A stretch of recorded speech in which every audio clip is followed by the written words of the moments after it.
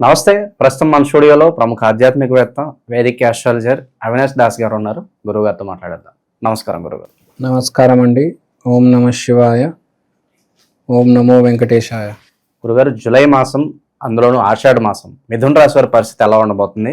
ఎలాంటి ఛాలెంజెస్ వీళ్ళని ఎలా ఫేస్ చేయబోతున్నారు? ప్రజెంట్ వీళ్ళ టైంలో ఎలా నడుస్తుంది? ఎలాంటి జాగ్రత్తలు తీసుకోవాలి? ఇప్పుడు మనం జూలైలో మిథున రాశి ఎలా ఉంటుంది దాని గురించి మాట్లాడదాం. శుక్రుడు 12వ ఇంట్లో, సూర్యుడు మరియు బుధుడు 2వ ఇంట్లో, కుజకేతువులు 3వ ఇంట్లో ఉన్నారు. సో ఏంటి, ఈ నెల మనకు మెయిన్ కలయిక కుజుడు ఇంకా కేతువు. కుజుడు కేతువు ఇద్దరు కలిసి 3వ ఇంట్లో ఉన్నారు. సో 3వ ఇంటికి సంబంధించినవి బాగా లైమ్ లైట్లోకి వస్తాయి. అంటే 3వ ఇల్లు అంటే పరాక్రమం, కష్టం, బ్రదర్ అండ్ సిస్టర్స్. సో ఇవి లైమ్ లైట్లోకి వస్తాయి. అంటే ఏంటి, చాలామంది ఎవరైతే జాబ్ లేని వాళ్ళు ఉంటారో వాళ్ళందరూ ఈసారి నాకు ఎలా అయినా నేను జాబ్ తెచ్చుకోవాలి అని ఒక పరాక్రమం తెచ్చుకుంటారు. ఆ పరాక్రమం ఊరికే కాదు. కుజుడు అంటే పరాక్రమం. కుజుడితో పాటు ఎవరున్నారు? కేతు. కేతు అంటే శ్రద్ధ, ఆశ్రయం. దేవుడి మీద శ్రద్ధతో కృష్ణుడు ఆశ్రయం తీసుకుంటే బాగుంటుంది.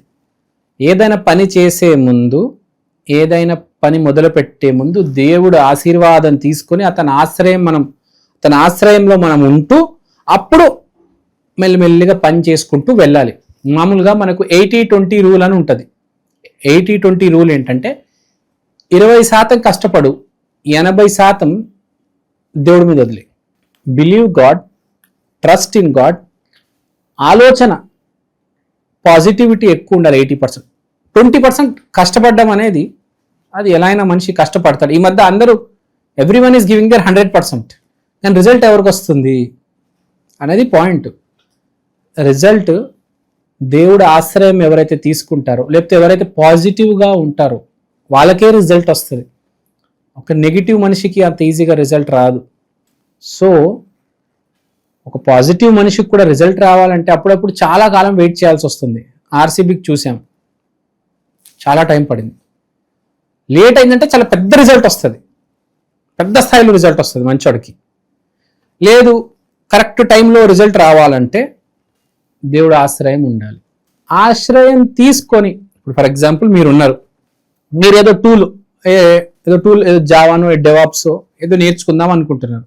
డైరెక్ట్ నేర్చుకోవడం కాదు, ముందు రాధా అమ్మవారి దగ్గరికి వెళ్ళి అమ్మ ఆశీర్వాదం తీసుకొని తర్వాత ఏ ఇన్స్టిట్యూట్ జాయిన్ అవ్వడము, కోర్స్ నేర్చుకోవడము, తర్వాత ఇంటర్వ్యూలు ఇవ్వడం.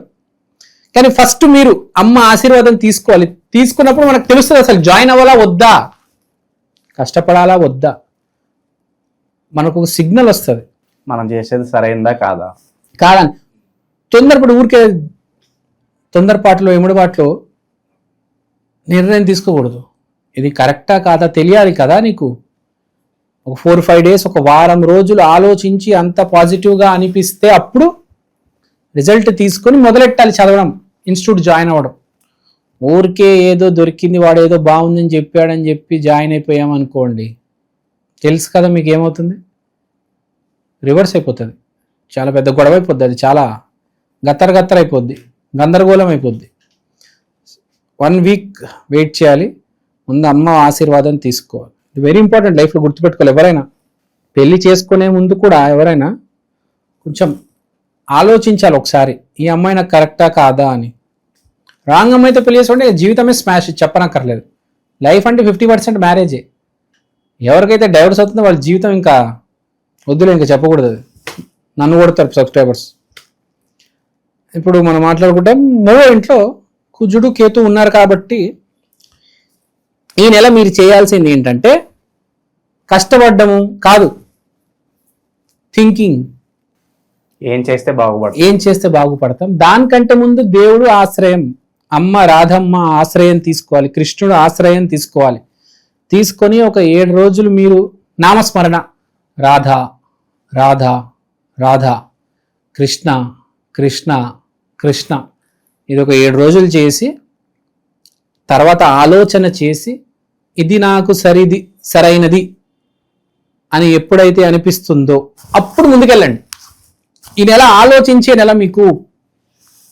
So you have to be very positive. కాస్త జాగ్రత్తగా ఆలోచించి ఒక అడుగేయండి. అడుగేసిన తర్వాత కూడా కష్టపడుతూ ఆలోచిస్తూ ఉండండి దాని గురించి. అలా పిచ్చోళ్ళ కష్టపడడం కాదు, అన్ని క్లోజ్ చేసుకొని ఇట్లా వైపర్స్ పెట్టుకొని కదా. ఇప్పుడు కార్ వెళ్ళేటప్పుడు ముందే చూస్తే కొంచెం ఇటు అటు కూడా చూడాలి కదా, ఇటేమొస్తున్నా అటేమొస్తున్నా చూడాలి కదా. అలా స్ట్రైట్ వెళ్ళి చూస్తే టర్నింగ్లో ఏమవుతుంది, ఒక వచ్చి గుద్దేస్తాడు కదా. టర్నింగ్లో పక్కకు చూడాలి కదా. నేను స్ట్రైట్గా చూస్తానంటే ఏమవుతుంది? సో అది మలుపు తీసుకునే ముందు పక్కకు తిరిగి చూడాలి, కారులో అయినా జీవితంలోనైనా. సో ఈ నెల అమ్మ ఆశీర్వాదం కంపల్సరీగా ఉండాలి. కృష్ణుడి గుడికి కంపల్సరీ వెళ్ళాలి. నామస్మరణ రాధా రాధా రాధా రాధా చేస్తూ ఉండాలి. తర్వాత సూర్యుడు 2వ ఇంట్లో, శుక్రుడు 12వ ఇంట్లో. సూర్యుడు 2వ ఇంట్లో అంటే సూర్యుడు బుధుడు కూడా ఉన్నాడు. So father and friends will play a prominent role. నాన్నగారు మీరు ఎలా ఉన్నారు ఫోన్ చేసి అడగడం, లేదంటే మీ ఇంట్లోనే మీ ఫ్రెండ్స్ రావడం, మీ ఇంటికి మీ ఫ్రెండ్స్ రావడం, ఫ్రెండ్స్తో డిస్కషన్, ఇంటరాక్షన్, నాన్నగారి దగ్గర అడ్వైస్ తీసుకోవడం, ఇది ఎక్కువ ఉంటుంది.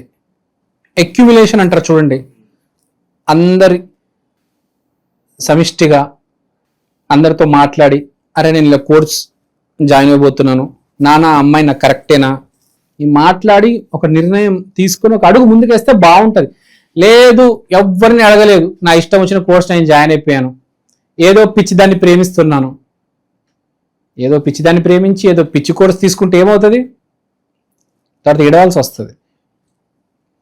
ఈ అమ్మాయి సరైనమ్మయ్యా కాదా కదా, నేను పెళ్లి చేసుకో, తిరగడానికి ఏముందిలే ఈ రోజుల్లో ఎవరిని కంట్రోల్ చేయలేం. కానీ పెళ్లి చేసుకునేటప్పుడు మీ నాన్నగారిని, మీ అమ్మని, నాన్నని అడగాలి, ఈ అమ్మాయి నాకు కరెక్టా కాదా అని ఒకసారి అడగాలి మీ పేరెంట్స్ని. స్పెషల్గా జెంట్స్ అబ్బాయిలకు చెప్తున్నా.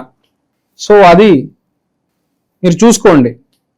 తర్వాత ఇప్పుడు పెళ్ళే కాదండి, ఒక అమ్మాయితో తిరుగుతున్నా కూడా మీరు ఈ రోజుల్లో ఎలా ఉందంటే పేరెంట్స్కి చెప్తున్నారు, ఈ అమ్మాయి సరైన అమ్మాయి కాదా అని మీ ఫ్రెండ్స్, మీ చుట్టాలు, మీ పేరెంట్స్ కూడా చెప్తారు, అరే ఈ అమ్మాయి కరెక్ట్ కాదురా నీకు అని చెప్తారు. వినాలప్పుడు. లేకపోతే రేపు ఎల్లుండి ఆ అమ్మాయి కేసు వేసింది అనుకోండి, దొంగ కేసు, ఏమవుతుంది?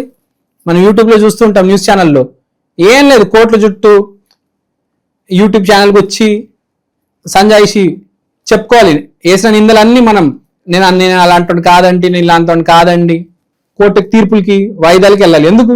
ఆ దొంగ కేసులు అసలు అంతా ఎందుకు కదా. సో అది ఆలోచించుకోవాలి ఎప్పుడైనా. సో ఏదైనా నిర్ణయం తీసుకుంటే ఈసారి ఫ్రెండ్స్, పేరెంట్స్ ఒక అడ్వైస్ తీసుకొని స్టార్ట్ చేయండి. తర్వాత శుక్రుడు 12వ ఇంట్లో ఉన్నాడు. సో దీన్ని బట్టి ఏంటంటే కొంచెం ఖర్చులు ఎక్కువ ఉంటాయి. సో ఏమన్నా సేవ్ చేద్దామన్నా అంత వర్కౌట్ కాదంట. వర్కౌట్ కాదు, ఈసారి విపరీతమైన ఖర్చులు ఉన్నాయి. శుక్రుడే 12 ఇంట్లో ఉన్నాడు. అప్పులు పాలయ్యే అవకాశం ఏమన్నా కనిపిస్తుంది? లేదు, అప్పులు పాలయ్యే అంత లేదు. కానీ మీ జాతకంలో అప్పులు పాలయ్యే యోగం ఉంటే దాన్ని ఎవరు ఏం చేయలేరు. సో ఖర్చులు ఎక్కువ ఉంటాయి, లగ్జరీ మీద ఖర్చు పెడతారు. శుక్రుడు అంటే లగ్జరీ మీద బాగా ఖర్చులు ఉంటాయి. ఇన్ కేసు బిజినెస్ చేసే వాళ్ళు ఎలాంటి వ్యాపారాల్లో వీళ్ళు ఇన్వెస్ట్మెంట్స్ పెడితే బాగుంటుంది అంటారు? శుక్రుడికి సంబంధించిన వ్యాపారాలు ఆర్టిఫిషియల్ జ్యువెలరీ, బట్టలు, వాహనాలు, ఇలాంటి వాటి మీద, cosmetics, powder, foundation, makeup, eyeliner. So ఇలాంటి శుక్రుడికి సంబంధించిన బేసిక్గా లగ్జరీ ఐటమ్స్, బేసిక్ ఐటమ్స్ కాకుండా ఏదైనా లగ్జరీ ఐటమ్ మీద మీరు పెట్టుబడి చేస్తే చాలా మంచిది. శుభకార్యాల పరిస్థితి ఏంటంటారు గురుగారు? శుభకార్యాలంటే ఫ్యామిలీలో శుభకార్యాలు జరుగుతాయి, చిన్న చిన్న పూజలు, సత్యనారాయణ వ్రతాలు, అలాంటివి ఏవో చిన్న చిన్నవి జరుగుతాయి. సో వివాహ ప్రయత్నాలకు అయితే ఇంకా టైం ఉంటుంది అంటారు? ఆ వివాహ ప్రయత్నాలకి అవన్నీ ఇంకా చాలా టైం. వీళ్ళకి ఆ యోగం ఇప్పుడు కనిపించడం లేదా, పెళ్లి అదంతా ప్రేమ వ్యవహారాలు ఏం కనిపి అంత బాగానే ఉంది వీళ్ళకి. వీళ్ళు మిథున రాశి కాబట్టి గోవింద గోవింద.